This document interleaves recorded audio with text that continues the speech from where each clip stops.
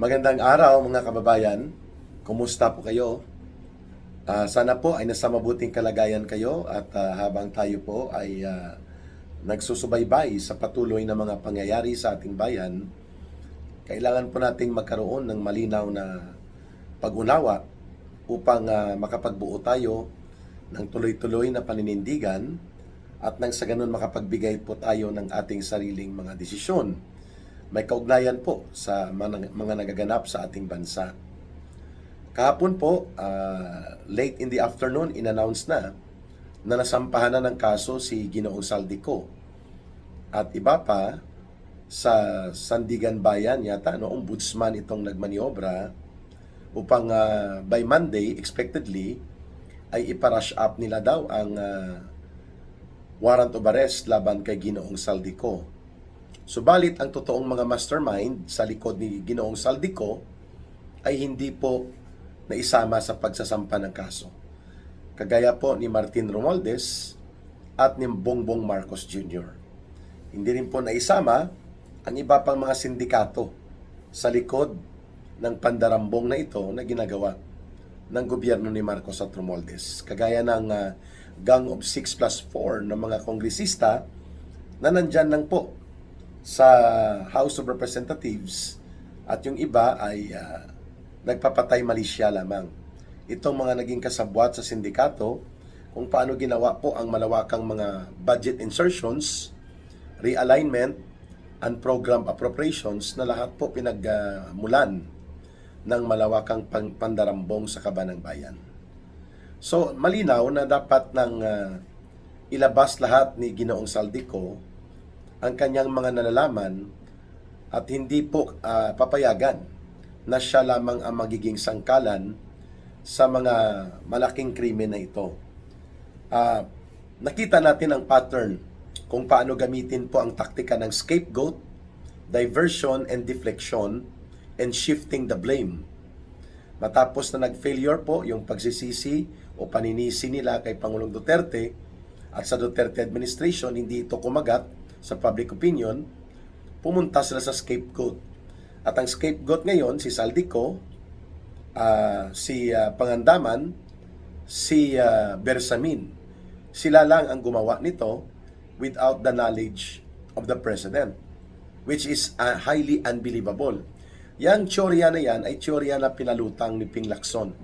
Ito ay isang baloktot na teorya at malinaw na hindi tumutugma sa realidad at katotohanan sa magkakadugtong na mga pangyayari at sa mga revelations ng nauna ng mga nagtestigo. Subalit, ang tsoryang ito ay sinundan nitong ICI. Sapagkat alam naman po natin ang ICI was only created in order to protect Marcos and Romualdez and then to create the so-called cover-up and whitewash on all criminal trails that would directly connect and point Marcos and Romualdez into being the mastermind.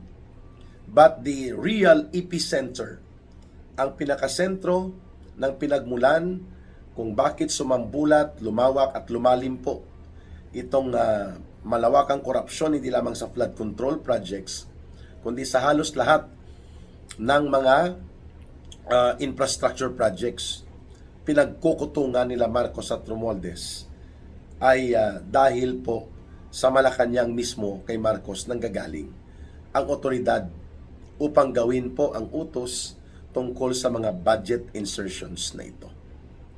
Kaya, kailangan ng ICI para magkaroon siya, si Marcos, ng kadahilanan na sasabihin niya, ako nga nagpa-imbestiga ako nga ang nag-expose, ako pa ang mastermind. Exactly.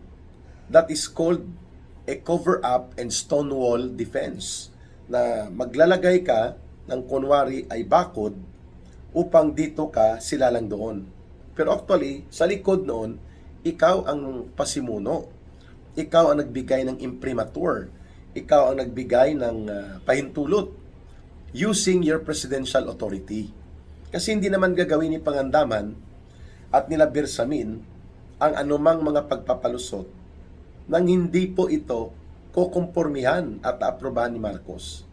Pero most likely, pwede rin pong dumiskarte si Pangandaman at si Bersamin, but yung 100 billion pesos na itinuro ni Saldico at ang 56 billion pesos at iba pang mga sinasabi ni Ginong Saldico doon mula sa National Irrigation Authority, National Electrification Authority na may mga patong si Marcos at sila Romualdez, imposible po na lahat yan magagawa ni Bersamin, ni Pangandaman at ni Saldico at nila Bunuan without the President or Martin Romualdez getting to notice.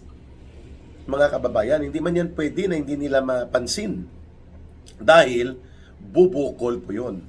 It does not add up to the natural human experience na hindi ka mapapansin na magpapalusot ka ng hundreds of billions of pesos. Kayo-kayo lang without the President being involved. So, very apparent, clearly, Ping Lacson is a cover-up guy.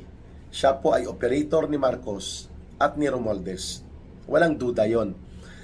At ang kanya mga spin doctors, itong si Larry Bobogadon, itong si Aling Claire Palinquera Castro, ang tawag sa kanya ni former executive secretary na pinar out ni Marcos dahil gusto niyang gawing scapegoat, itong si Lolo Lucas Bersamin. Ang tawag ni Lolo Lucas Bersamin kay Aling Marites Claire Castro Palinquera. Ang ibig sabihin po niyan, walang formalidad at walang etiketa o anumang professionalism sa kanyang mga ginagawang pahayag na para bagang kung saan-saan niya lang hinuhugot at ilalabas niyang mga pahayag niya nang walang sense of responsibility and level of professionalism. Yan po ang pagkakahulugan ng pagkakadescribe sa kanya ni Lolo Lucas Bersamin na Palinquera, Botangera. Kay Ginoong Governor Chavit Singson, tinatawag po siyang asong ulol. O kaya, tumatahol kapag may pera at may patak ng pundo, at kapag mas malaki ang pera at patak ng pundo, hindi lang tumatahol, nangangagat pa. Yan po ang malinaw na nangyayari ngayon. Everything na ginagawa ni Aling Claire Marites Castro at nila Ping Lacson ay puro lamang para sa pag-cover up kay Marcos. Dahil desperado silang sumasambulat na at hindi na mapipigilan, bagsak na po ang mga iskandalo na ito sa sentro mismo ng pagiging Pangulo ni Marcos Jr. In fact, all over the world, kalat na that the President, si Marcos Jr., is not only corrupt and plunderous. Hindi lamang nangungulimbat at nangdudurobo ng kaban ng bayan. Siya mismo, pasimuno, mastermind, at the same time, isang drug addict president. So, ang integridad at kredibilidad ng gobyerno ni Marcos is zero level. Kaya anuman po ang pagtatakip at pagtatabon-tabon na gagawin nila Ping Lacson at ng mga grupo nila na mga spin operators nila sa ICI, malamang po ang patutunguhan yan, basurahan pa rin po. At nakita na rin po ng ilang mga taga-ICI ang direksyon that it is not about accountability and to ferret out the truth. Hindi po ito tungkol sa pagpapanagot sa totoong mga pasimuno at mastermind o punong kriminal, kundi habulin lang yung mga secondary actors or mga executors, yung tagapagpatupad ng malawakang sindikatong operations nila Marcos. But, upang mapanagot ang pinakapuno at pinagmula nito, who are none other than Marcos and Romualdez themselves, hindi po ganun ang gawain at gagawin ng ICI. Kaya itong si dating DPWH Secretary Babe Singson at sila Mayor Magalong ay mukhang dumidistansya na ngayon sa ICI. Bagamat si Magalong is no longer officially part of ICI, pero nakikita po siya that he is joining in many public inspection or many public forum na nandyan po ang ICI. Pero ngayon, nakikita na nila that with all indicators and all established criminal trails, si Marcos po at si Romualdez ang pasimuno ng lahat ng ito. At hindi nila gustong managot. Kaya po, mali ang pananaw na anti-corruption lang ang gagawin. sa luneta ng mga rally na ito. At walang dapat na tumbukin daw sapagkat lahat naman ng ahensya ng gobyerno ay apektado. That is erroneous. Mali po yun. Without accountability of persons in public office, lalo na po ang pinakamataas na gumawa nitong operations ng pagnanakaw at pandarambong at ang pag-abuso sa poder at pundo ng bayan, kung hindi po natin tutumbukin ang pananagutang kriminal ng mga taong ito, baliwala po ang ating mga pagsusumikap na baguhin at reformahin ang gobyerno sa pamamagitan po ng pagpapanagot, pagpaparusa at pagbawi ng mga dinambong at ninakaw na kayamanan balik sa mamamayan. Without pointing kung sino po ang pangunahing may pananagutan, hindi po natin maaabot ang totoo at tamang katarungan para sa mamamayan. Kaya, kay Ping Lacson, itigil mo na ang cover-up operations mo. The Filipino people will not buy it anymore. Kitang-kita naman po na baluktot ang iyong teorya na walang kinalaman si Marcos, pinalusutan lang siya. At nakipagsabwatan ito mga tauhan niya lang. Granting for the sake of discussion that you may have that kind of a believable theory, although that is far-fetched, malayong-malayoin sa katotohanan, sa usapin po ng respondeat superior or command responsibility, Marcos cannot escape accountability.